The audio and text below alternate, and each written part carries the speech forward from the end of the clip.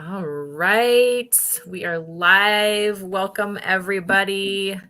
We're here on another Monday morning or afternoon for those of you. I'm out in the West Coast, so yeah. We have an amazing guest today with us, and can't wait to do some introductions here. But just want to do a quick check-in. Jen, how you doing? Well, Good. happy. It's good to be here. Happy Monday. And I'm so excited that Dena's here with us today. So I'm going to not talk much because I would like to hear from her. Same. Yeah. So, like I said, we have an amazing guest today. Dena, do you want to do a little introduction for yourself, who you are, what you do, and share with our audience? Yeah, just the amazing things that you are. And we'll talk about a little bit more on B.R.A.V.E after that. Well, I can't resist an invitation to talk about my amazingness, right? Yes. That's right.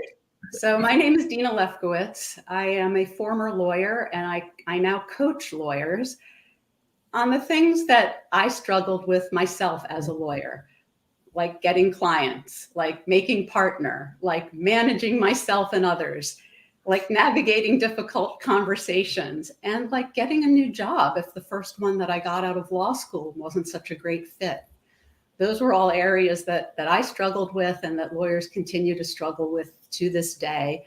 And those are the sorts of things that I help them with. And I also am the author of a book that was published by the American Bar Association called Winning in Your Own Court: 10 Laws for a Successful Career Without Burning Out or Selling Out. And if you could sum up my coaching business in a nutshell, it's the title of this book. I help lawyers win in their careers without burning out or selling out. Well, mic drop.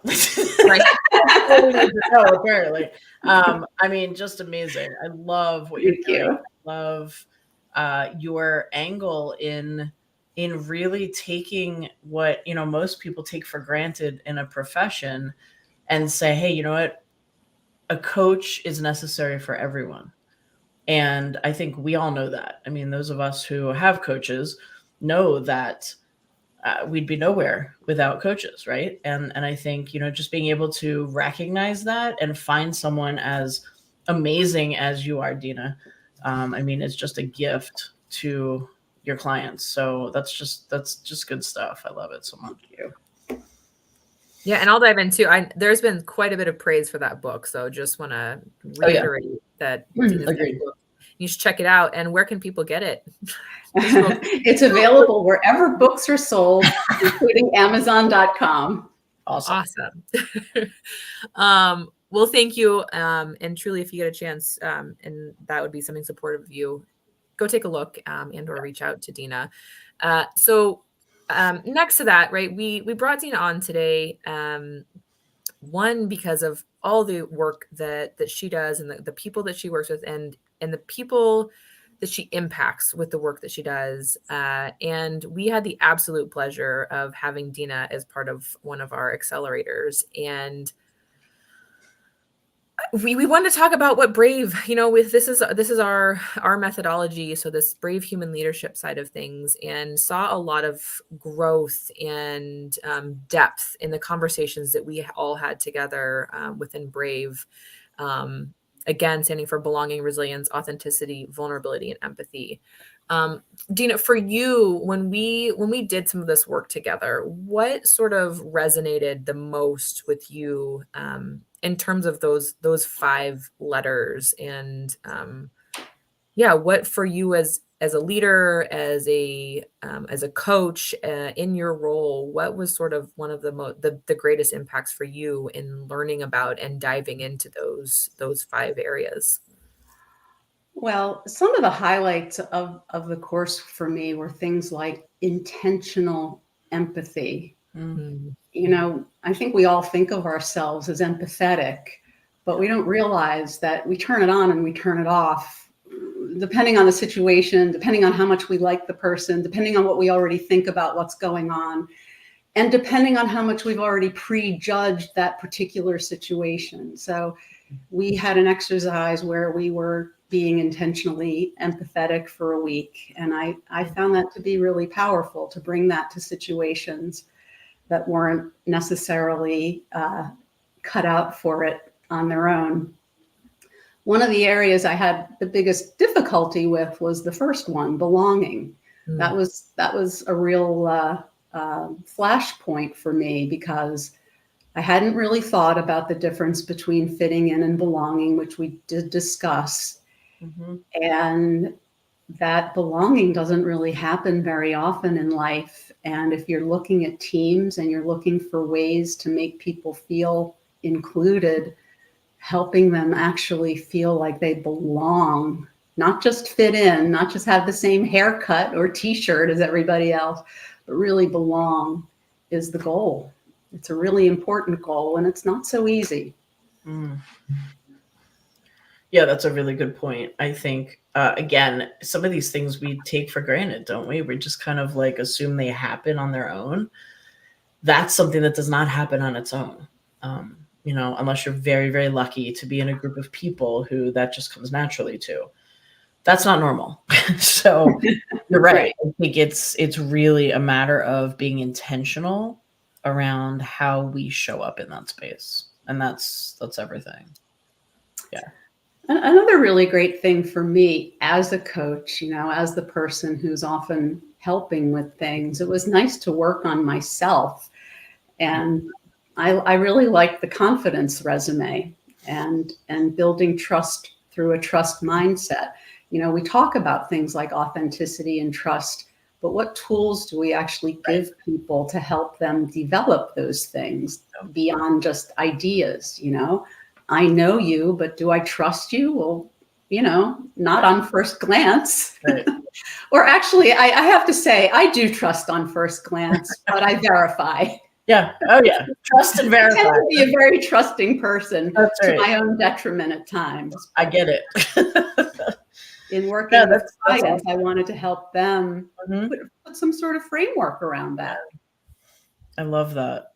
Yeah, that's something that I think is, again, it's we leave it to chance. You know, confidence is something that so often we just wake up in the morning, we go about our thing and just assume that, like, yeah, we're good enough to be doing what we're doing or show up in the space or all of those things. And quite frankly, that's fine, because we are.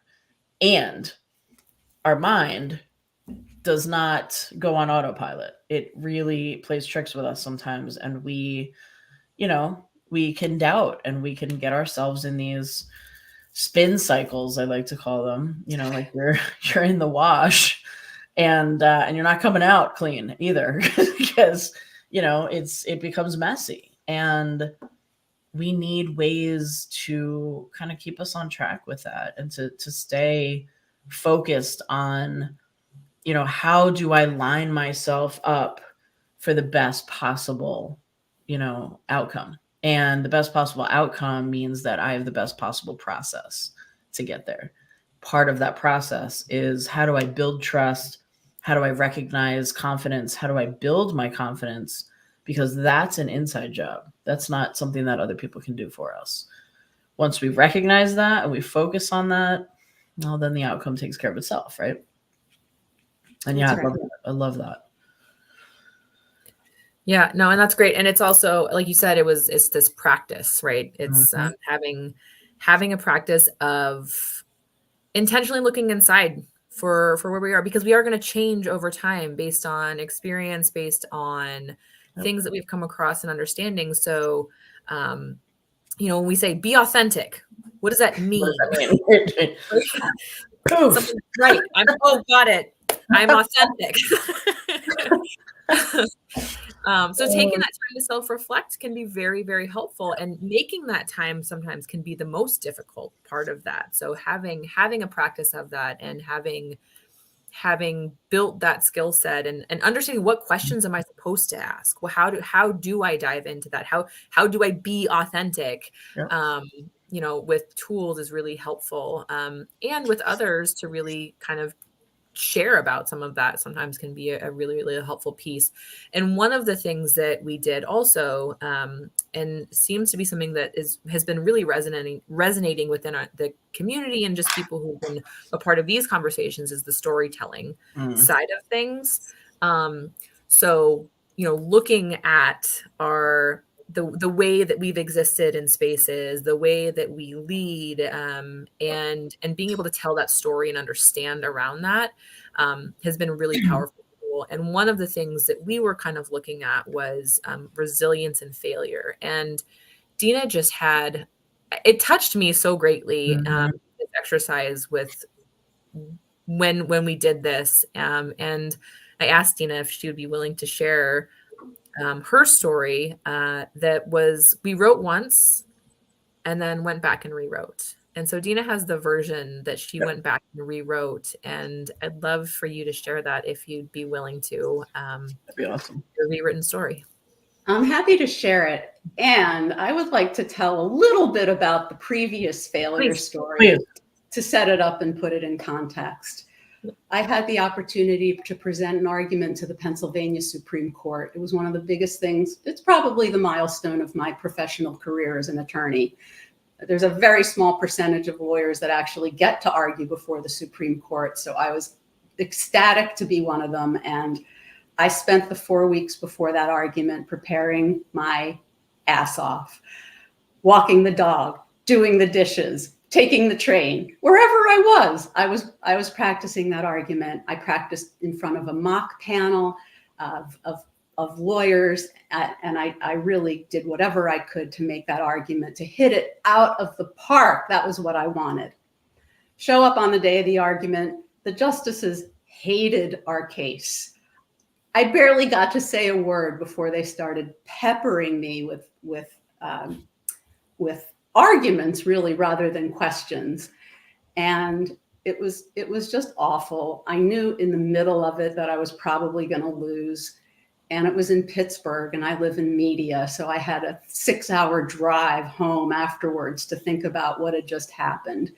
And it was televised. So it was going to be on TV on Friday night. It was a Tuesday. I had until Friday. And I was feeling really bad about it. I knew the argument hadn't gone well. As soon as I turned around and saw my co-counsel's face, he went like this.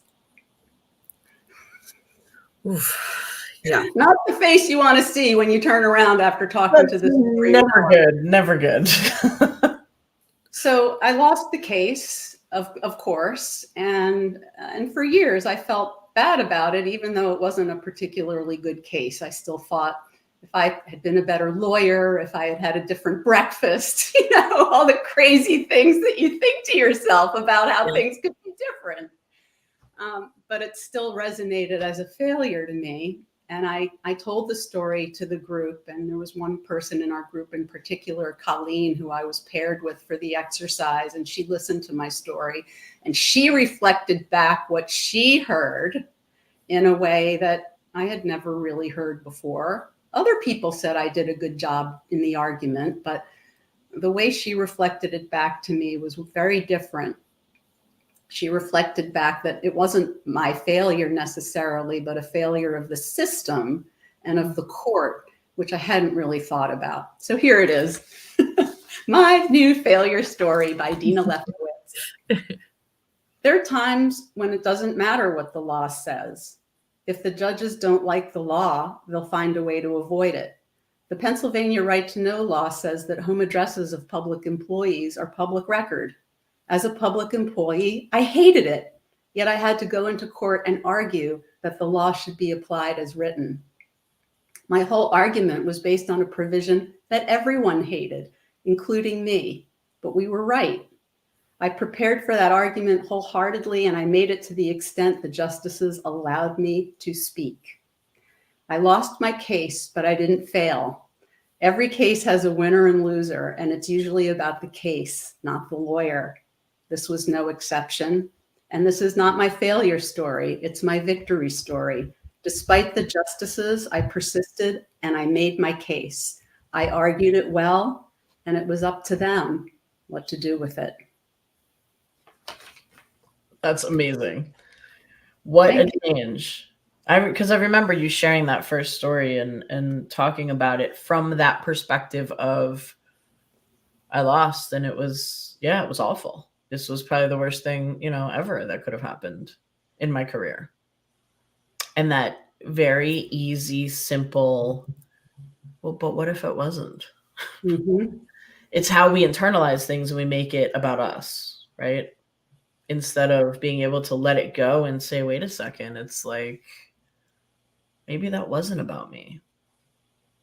And this wasn't the first time I'd heard that. My boss watched the argument that Friday night and said I did a great job. Right. Yet it still was my failure story. Sure.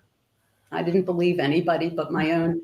And that was another thing I loved about the course, by the way. We did some inner critic work, and there was a name for it. I don't remember, but mine's name is Sylvia.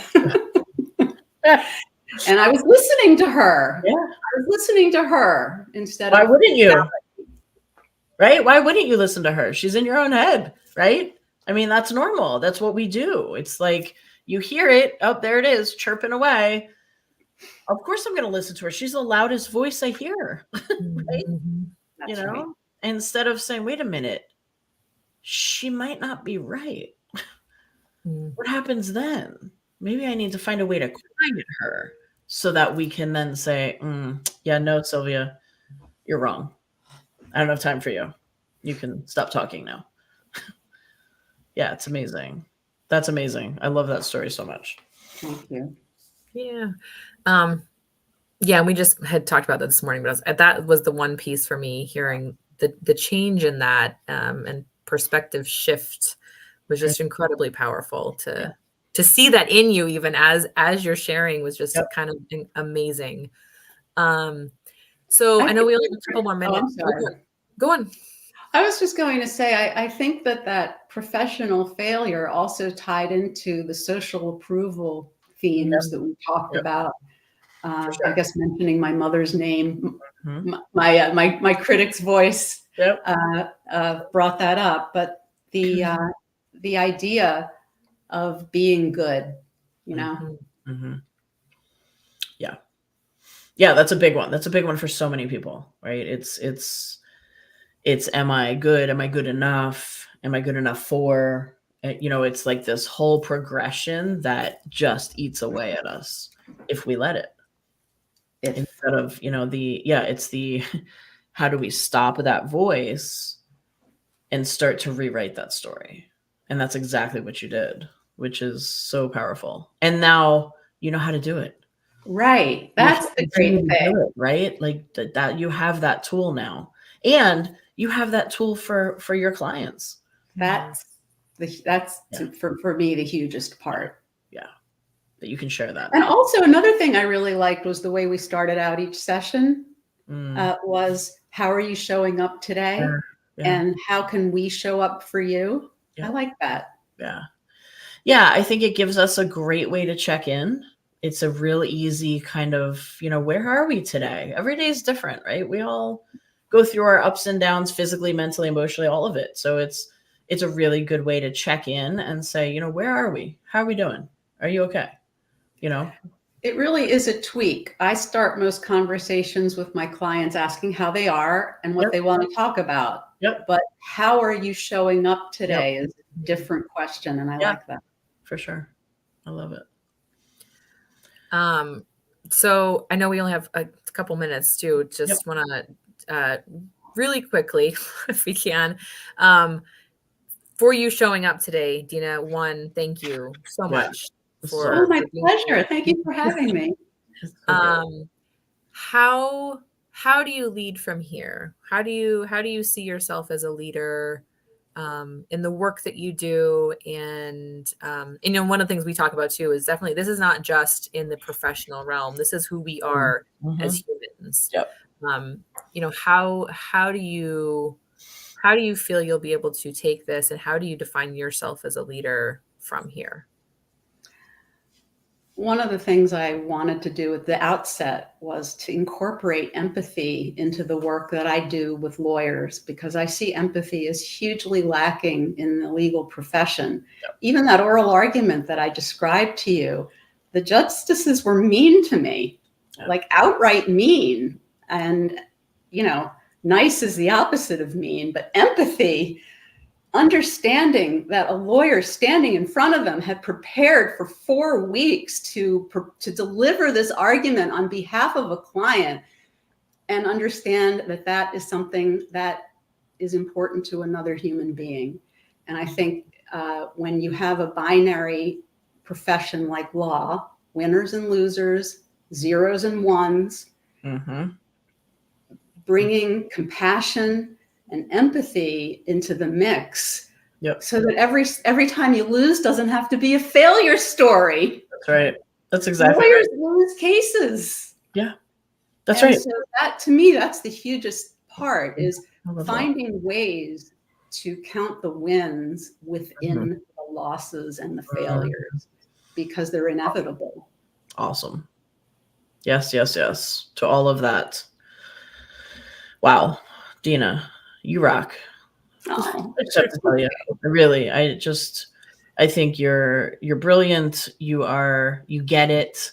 You really want to deeply help your clients succeed. All of that, like I just love that so much, and grateful to know you and to be able to share this time and space with you as well. Thank you. It's been very meaningful for me to spend the time with you, Jen and Eileen, and the group. Yeah. And to lean in on being brave. Awesome. Dena, thank you so much. Thank you. Thanks, everybody. We'll see you again next week. All right. Sounds good. Hey.